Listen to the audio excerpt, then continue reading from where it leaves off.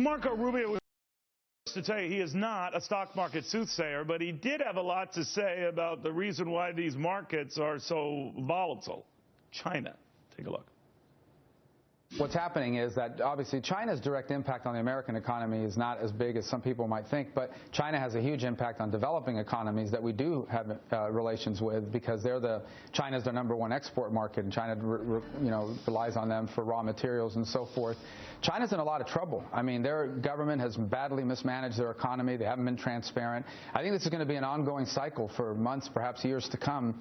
And we need to be, the best way to protect America from turbulence in the global economy is to have a strong economy where our tax code doesn't continue to encourage companies to leave us, where regulations are not making us uncompetitive. The best way to make America insulated from these things is to strengthen our economy, not undermine it the way Barack Obama has done over the last 7 years. You know, in the past, Senator, our country has benefited from all the turbulence abroad because we presumably had less turbulence, or I think one market analyst said we're the tallest midget in the room. That doesn't mean we're on fire, but by comparison, better. Now folks are saying, given the first few trading days of the year and how volatile it's been, this is the year all that ends. Do you fear that? Well, what's happening is the economy today is increasingly globalized, which means events halfway around the world have an impact here at home immediately.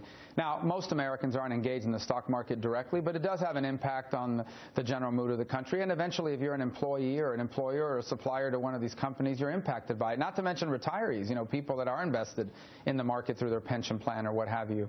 Look, America is still the greatest country in the world. Our problem is we're a great country in decline because of Barack Obama. He has abandoned the principles of free enterprise that made us the most prosperous nation in the world. I'm running for president because when I'm president, we are going to re-embrace free enterprise in this country. You know, on that same issue of free enterprise, Senator, given the turbulence we've seen in the markets and everything else, Donald Trump has said, well, I'm your guy. I'm the guy experienced at this. I'm Mr. Business Fix-It. I'm Mr. Capitalism.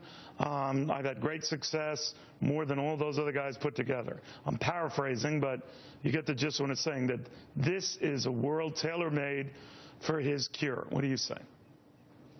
Well, being president of the United States is not the same as being a real estate developer. First of all, the president doesn't run the economy. The private sector does. The job of a president is to support policies that allow the private sector to succeed. That's why we need serious tax reform, real regulatory reform, an energy policy that allows us to fully utilize all of our energy resources. We need more vocational training so people have the skills they need for the better paying jobs of the 21st century. We have to repeal and replace Obamacare. And I think it's important for people running for president to clearly detail not just what they're going to do. Don't just say we're going to make America great or we're going to create all these jobs. How are you going to do it? What are the specific policies you're going to pursue to put that in place? That's what we're going to continue to spend our time on, because this is too important an election to get wrong. We've got to elect someone that knows exactly what to do starting day one.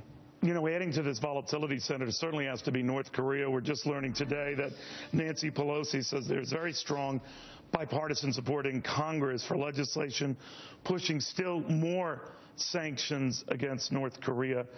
You advocated something even further, putting North Korea on essentially a list of state sponsors of terror. But either way, what would that do? Because no matter what we do in Republican or Democratic administrations, these guys just do what they want to do and build bigger and bigger bombs.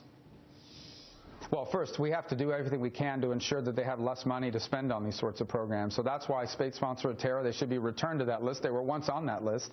They were removed from that list as a concession. They need to be put back on. We also need to go after the assets of their leaders in North Korea have significant assets abroad. We should be going after that. Number three, we need to rebuild our military, our naval Pacific fleet, which is being dramatically reduced in a dangerous way. We're going to have the oldest Navy in 100 years now if we continue with these defense cuts. We need to reverse them. And number four, we must invest as part of number three. Number four, we must invest in missile defense. They possess ICBMs, intercontinental missiles, perhaps already capable of hitting the west coast of the United States. We need to have a comprehensive missile defense shield for the continental U.S. in both the West Coast and the East Coast. This is something that the next president must make a priority, and I will. All right. Well, it's certainly been a rogue's delight of late in those challenging our leadership. You blame that on President Obama.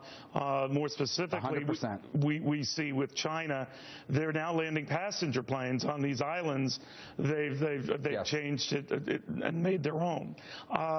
I'm wondering what you as president would do about that type of behavior on the part of nations that seem to just seize what are considered neutral waters and just take them over, whether it's Russia invading Crimea, now, of course, looking at the rest of the Ukraine. What would you do to stall that? Well, first, Neil, those are not neutral waters. Those are actually the territorial waters of other countries, and they're being impeded upon by China, and that needs to be challenged. What they're hoping is that we'll just accept it, the way the world has accepted that Crimea now belongs to Russia. If they can just start using these islands, everyone will say, well, what can we do about it? And that's why it's so important to rebuild the Navy in general. But what would a President Rubio do? I mean, you're right, sir. That well, I would sail right through those waters. You would what?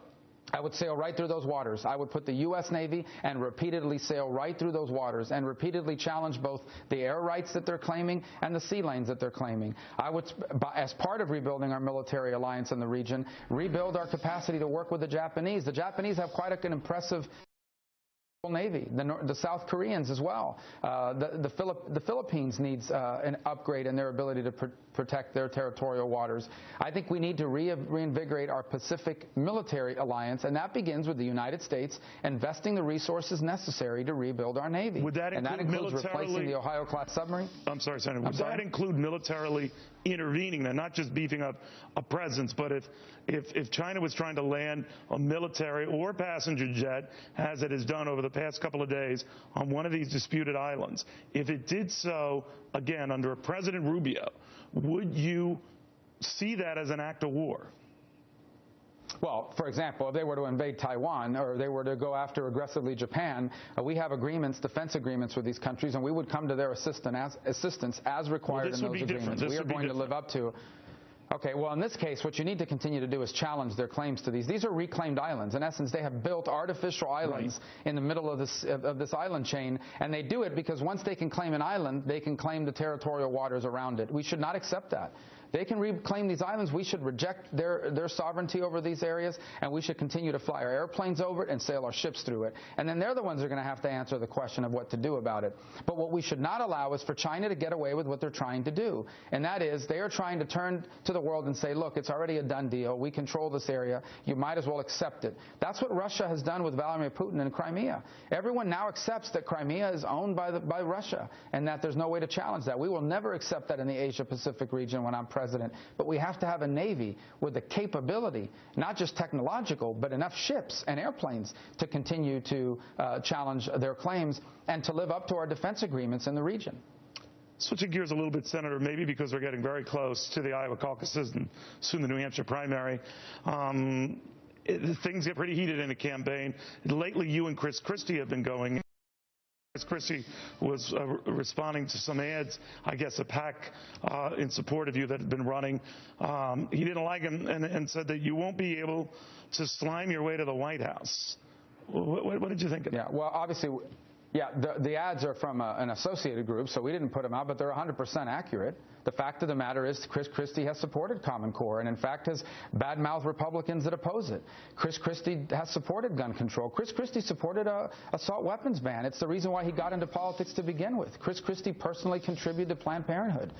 Chris Christie has done a number of things that are very similar to the Obama agenda. And I just don't think this country can afford to elect a president that will not stand up and undo the damage Barack Obama has done to this country. This is an issue-based disagreement. It's not personal, but it's significant. It's important in this election.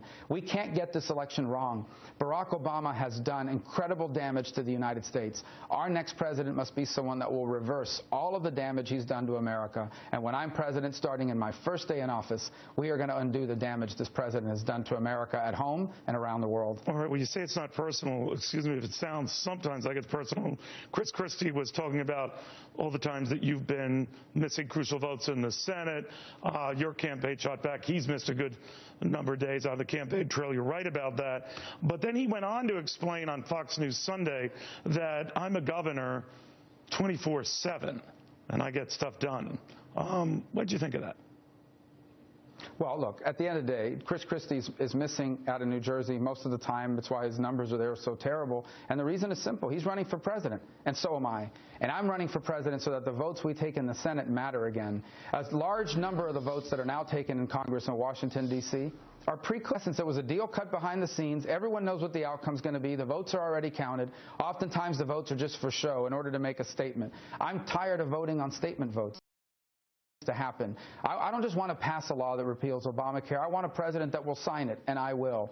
I don't just want to pass a law that undoes the president's executive orders. I want a president that will undo those executive orders, the unconstitutional ones, and I will. I'm running for president so we can have a president that undoes the damage Barack Obama is doing to America, and that will require me oftentimes to have to not be in Washington because I'm out there campaigning to win, and we're going to win. And when I win and I get elected on my very first day in office, I will begin by undoing every single one of Barack Obama's unconstitutional executive orders. So when the governor refers to being a governor as sort of a 24/7 job, and by inference there seems to say that a senator's job is not, that you guys just vote yay or nay on stuff, pontificate and all of that, does that bug you? Look, no, it doesn't, because the bottom line is being president is not like being a governor. It's not like being a senator. Being president is a unique office. And the number one obligation of a president, beyond everything else, is to be commander-in-chief. And there is no one running for president who has a better understanding or has shown better judgment on the national security issues before our country than I have. Unlike Chris Christie or some of the other people running, I am prepared on my very first day in office to be the commander-in-chief of the United States. I have more experience on these intelligence issues than anyone else running for president, especially over the last 5 years. And that's the most important thing the president does, is keep us safe. Unlike the president we have now, when I am president, I will rebuild the military. We're going to have a real war on terror. We're going to start sending terrorists back to Guantanamo so we can interrogate them. And we will defeat ISIS when I'm president. And that's why I'm running. All right, Marco Rubio, you have a feeling that Chris Christie is going to want to respond to a couple of things he said